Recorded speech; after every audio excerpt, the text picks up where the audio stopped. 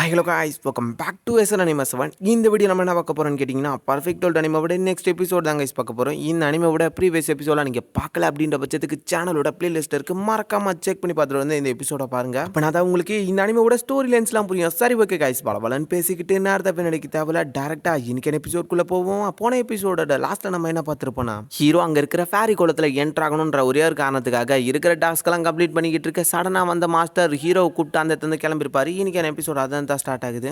வரணும் ரொம்ப ஆசைப்பட்ட போல.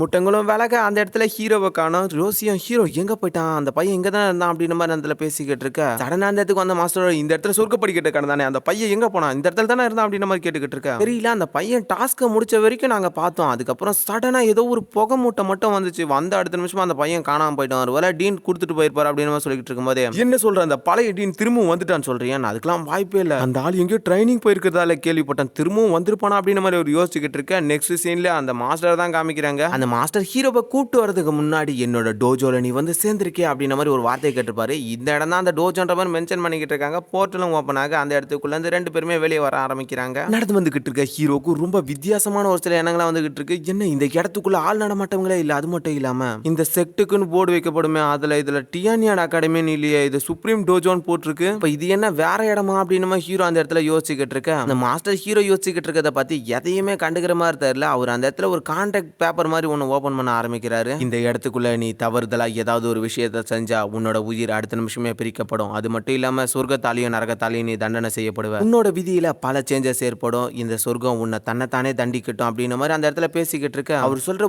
ஒரு வார்த்தையும் ஹீரோ கிட்ட ஒரு கான்ட்ராக்டா எழுதிக்கிட்டு இருக்காரு. ஹீரோ இந்த இடத்துக்கு நீ ஏதாவது ஒரு துரோகம் செஞ்சா இந்த இடத்துல ஹீரோ கண்டிப்பா தண்டிக்கப்படுவான் அப்படின்றதுக்காக என்ன சைலண்டா இருக்க, சம்மதிக்க மாட்டியோ அப்படின்ட்டு அவர் அந்த இடத்துல எனர்ஜியை ரிலீஸ் பண்ணிக்கிட்டு இருக்க. ஹீரோவும் அந்த இடத்துக்குள்ள அவர் சொன்னதே ரிட்டர்ன் சொல்ல ஆரம்பிக்கிறாரு. நான் எந்த ஒரு தப்பு செஞ்சாலும் இந்த ஹெவன் அண்ட் எர்த் என்ன தண்டிக்கட்டும் அப்படின்னு மாதிரிலாம் அந்த இடத்துல பயங்கரமா சொல்லிக்கிட்டு இருக்கேன். ஹீரோ சொன்ன எல்லாத்தையுமே அந்த ஸ்க்ரோல் எழுதி வச்சுக்க. ஹீரோவோட உடம்புக்குள்ள இருந்து கொஞ்சம் சோல் எனர்ஜி மாதிரி அந்த மாஸ்டர் எடுக்கிறாரு. அதை யூஸ் பண்ணி ஹீரோ கிட்ட ஒரு சோல் கான்ட்ராக்ட் மாதிரி அந்த மாஸ்டர் போட்டுக்கிறாரு. போட்டு முடிச்சிட்ட உடனே அதை எடுத்து வச்சுக்கிட்டு அவரும் ஹீரோ பார்த்து மாட்டிக்கிச்சே அப்படின்னு மாதிரி அந்த இடத்துல ஹீரோ பார்த்து நக்கல் அடிச்சுக்கிட்டு, இதுக்கு மேல கண்டிப்பா எங்களோட செக்டுக்குள்ள இருந்து உன்னால தப்பிக்க முடியாது அப்படின்னு மாதிரி அந்த இடத்துல மாஸ்டர் சொல்லிக்கிட்டு இருக்க. ஹீரோவும் ஏதோ ஒரு தப்பு பண்ணிட்டோம்னு நினைக்கிறேன். இத்தனை விஷயங்களை கடந்து வந்த நம்ம போயும் இந்த மாதிரியான ஒரு சின்ன செக்டு கையில ஏமாந்துட்டோமே. அந்த மாஸ்டரும், நீ என்னோட செக்டுல சேர்ந்துட்டல, கண்டிப்பா உன்னோட பேர் இப்போ இந்த உலகம் ஃபுல்லா பரவ ஆரம்பிக்க போகுது. நான் நீ ஏதாவது தப்பு பண்ண கண்டிப்பா உன்னை இந்த இடத்துக்குள்ள இருந்து வெளியே அனுப்பிடுவான் அப்படின்னு மாதிரி அவர் சொல்லிக்கிட்டு இருக்க. நான் உங்க பேரை தெரிஞ்சுக்கலாமா அப்படின்னு நம்ம ஹீரோ கேட்க. குயிடாலின் அப்படிங்கிற பேரை இந்த அப்பர் இலியம்ல எப்பயாச்சும் கேள்விப்பட்டியாப்பா தம்பி அப்படின்னு மாதிரி அந்த இடத்துல அவரு கேட்டுக்கிட்டு இருக்க. ஹீரோ கிட்ட, நான் இந்த அப்பர் இலியம்குள்ள ரொம்ப நாட்களாவே இருக்கேன், இருந்தாலும் இந்த பேரை மட்டும் கேள்விப்பட்டது இல்லையா மாஸ்டர். நான் கேள்விப்பட்டிருக்கேன், அந்த பேர் ரொம்பவே புகழ்பெற்றது இல்ல மாஸ்டர். அப்படியா,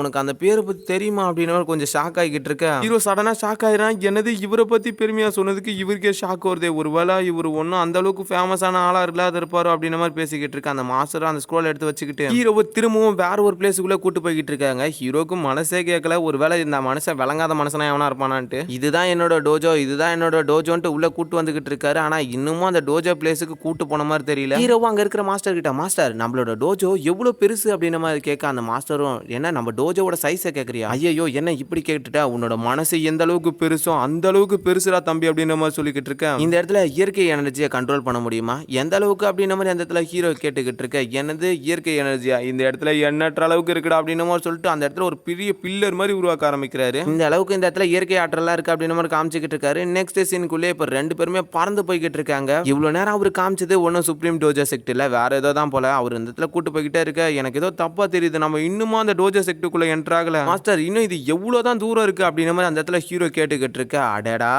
நான் என்ன சொன்னேன், மனசு எந்த அளவுக்கு பெருசோ அதே மாதிரி நம்மளோட டோஜோ அகாடமி அந்த அளவுக்கு பெருசுரா, இவ்வளவு குறைச்சல இற போட்டுறாது அப்படின்னு மாதிரி சொல்லிட்டு ரிட்டன் என்னவோ அதே வாயிலுக்கு கூட்டு அந்த மாதிரி தெரியுது. திரும்பவும் அந்த வாயிலுக்குள்ள என்ட்ராகிட்டு இருக்க. அவங்க அந்த இடத்துக்குள்ள வந்து இறங்கின ஹீரோக்கு சுத்தமா புரியல, என்னையா திரும்ப இந்த இடத்துக்குள்ளே கூட்டு வந்திருக்க, மொத்த டோஜோவும் என்ன இந்த ஒரு கேட்டு தானான்னு கேட்டுக்கிட்டு இருக்க. அந்த அளவுக்கு மட்டமான நீ நினைக்க தேவையில்ல, நம்மளோட டோஜோ செக்ட் தான் இங்க இருக்கிற மொத்த கிளான்லயுமே ரொம்ப பெரிய செக்ட், உனக்கு தெரியாதுல்ல. நம்ம செக்ட் இருக்கிற எல்லா கிளானையுமே ஆதிக்கம் செலுத்துற அளவுக்கு ஸ்ட்ராங்கா ஸ்ட்ராங்கானதுன்ற மாதிரி அந்த இடத்துல சொல்லிக்கிட்டு இருக்கும்போது ஹீரோவும் அப்படின்னா என்னால அந்த டியானியான் அகாடமிக்குள்ள என்டர் ஆக முடியாது அப்படின்ட்டு ஹீரோ அந்த இடத்துல கேட்டுக்கிட்டு இருக்க. டியானியான் அகாடமியா? என்னடா உன்னோட டோஜோ செக்ட் இந்த அளவுக்கு குறைச்சு மதிப்பிட்டுட்டா அவனுங்களால நம்ம கிட்ட கூட நெருங்க முடியாது. நம்மளோட இந்த சுப்ரீம் டோஜோ செக்டை பார்த்தாவே எல்லாருமே பயப்படுவாங்கடா. திரும்பவும் நான் உங்ககிட்ட சொல்றேன், இந்த டோஜோ செக்டோட அடுத்த வாரிசு நீ தான். லிம்ல ஹுவாங்கன்ற பேரோட பயங்கர ஃபேமஸ் ஆனா இந்த கிழவங்கிட்ட போய் ஏமாந்துட்டேன். போது நான் சாமி நீ இவ்வளவு நேரம் என்கிட்ட உருட்டி இருந்தையா, இதுவே எனக்கு போதும் அப்படின்னு சொல்லிட்டு ஹீரோ அந்த இடத்துல கிளம்பி போய்கிட்டு இருக்க. அந்த மாஸ்டருக்கு கொஞ்சம் சங்கடமா போயிடுது. அவரும் ஹீரோ திரும்பி பார்த்துட்டு நான் உங்ககிட்ட உள்ள வரதுக்கு முன்னாடி ஒரு சில விதிமுறைகளை பத்தி சொன்ன இல்லை அப்படின்னு அந்த இடத்துல பேசிக்கிட்டு இருக்கேன். ஹீரோ அவர் சொல்ற எதையுமே கண்டுக்கிற மாதிரி தெரியல. அந்த இடத்துல கிளம்பி போய்கிட்டே இருக்க. கண்ணை திறந்து பார்த்தா ஹீரோ போய்கிட்டு இருக்கான். சாட சார்னு ஹீரோ கிட்ட ஓடி வந்து தம்பி நில்லு எங்க போற அப்படின்னு சொல்லிட்டு ஹீரோ அந்த இடத்துல தடுத்து நிறுத்திக்கிட்டு நீ அந்த டியானா அகாடமியில போய் சேர்ந்தனா மத்தவங்களுக்கு கீழே இருக்கணும். ஆனா இந்த இடத்துல அப்படி கிடையாது. என்னோட இந்த செட்டுக்குள்ள ஒரு ஜெனரேஷனுக்கு ஒருத்தனை தான் நாங்க சேர்ப்போம். அதனால நீ நானும் மட்டும் தான் இருக்க போறேன்னு சொன்னோன்னே ஏய் என்னையா சொன்ன?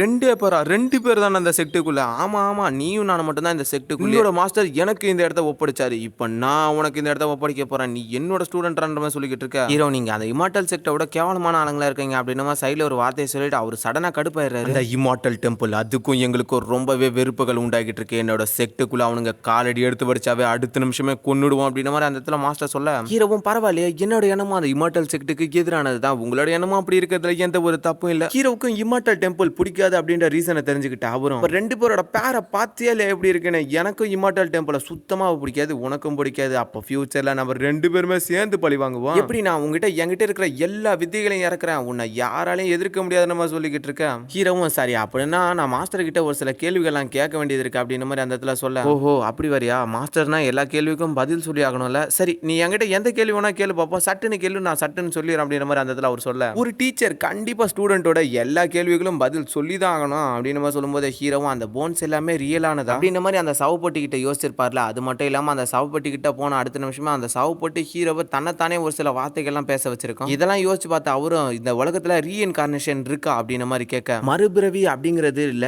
இருந்தாலும் ஹியூமன்ஸ் ரீஇன்கார்னேஷன் அப்படின்றது ஒன்னு இருக்கு அப்படின்னு மாதிரி சொல்ல ஹீரோ எனக்கு ஒண்ணுமே புரியல அப்படின்ற மாதிரி அந்த இடத்துல கேட்க ரீஇன்கார்னேஷன் அப்படிங்கிறது ஒன்னு இருக்கு, பட் இருந்தாலும் அது இதுக்கு முன்னாடி நம்ம வாழ்ந்து முடிச்ச அந்த காலத்துக்கு திரும்பவும் ரீஇன்கார்னேஷன் ஆக முடியாது. அந்த மாதிரியான விஷயங்கள் இல்ல. ஹீரோ நீங்க சொல்றத பார்த்தா தன்னைத்தானே சாக்ரிஃபைஸ் பண்ணிக்கிற மாதிரிலாம் இருக்கு அப்படின்னு நம்ம சொல்ல இறந்த அடுத்த நிமிஷமே எல்லாமே மறைஞ்சு போயிடும். அடுத்த நிமிஷம் அதை எஸ்கேப் ஆக முடியுமா? இதை பத்திலாம் இதுக்கு முன்னாடி இருந்த காலத்துல நிறையவே சொல்லியிருக்காங்க. ஆனா அதை பத்தி முழுசா எதுவும் தெரியாது. என்ன பொறுத்த வரைக்கும் ஹியூமன் ரீஇன்கார்னேஷன் அப்படிங்கிற ஒண்ணு இல்லவே இல்லை அப்படின்ற மாதிரி அந்த இடத்துல அவர் சொல்லிக்கிட்டு இருக்காரு. சரி இது உனக்கு புரியலான்னு தெரியுது, இந்த இடத்துக்குள்ள உனக்கு வேற ஏதாவது டவுட் இருக்கா அப்படின்ற மாதிரி அந்த இடத்துல அவர் கேட்டுக்கிட்டு இருக்க ஹீரோ நான் இமார்டலிட்டியை அடைகிறதுக்காக கடவுள்களோட விதிமுறைகளை பயன்படுத்திக்கிட்டு இருக்கேன். என்னால சீக்கிரமா ஒரு ஸ்ட்ராங்கான ஹியூமனா மாற முடியுமா? இந்த சட்டம் ஈஸியானது தானே அப்படின்ற மாதிரி கேட்டுக்கிட்டு இருக்க. முதல் நீ ஒன்னு புரிஞ்சுக்க, டெக்னிக்ன்றது அந்த அளவுக்கு முக்கியம் இல்ல, நீ போற வழிமுறைகளும் அந்த அளவுக்கு முக்கியம் இல்ல. நீ முதல்ல இம்ப்ரூவ் பண்ண வேண்டியது உன்னோட கல்டிவேஷன். நீ உன்னோட கல்டிவேஷன்ல கவனிச்சா மட்டும்தான் உன்னால எந்த விதமான டெக்னிக்கா இருந்தாலும் ரொம்பவே ஸ்ட்ராங்கான முறையில உபயோகப்படுத்த முடியும் அப்படின்னு மாதிரி சொல்லிக்கிட்டு இருக்க. நெக்ஸ்ட் நீ உன்னோட கல்டிவேஷனை இப்போ இம்ப்ரூவ் பண்ணி ஆகணும், ஒரு பெரிய குழப்பம் ஏற்பட போகுது அப்படின்ற மாதிரி அந்த இடத்துல அவர் சொல்லிக்கிட்டு இருக்க. ஹீரோ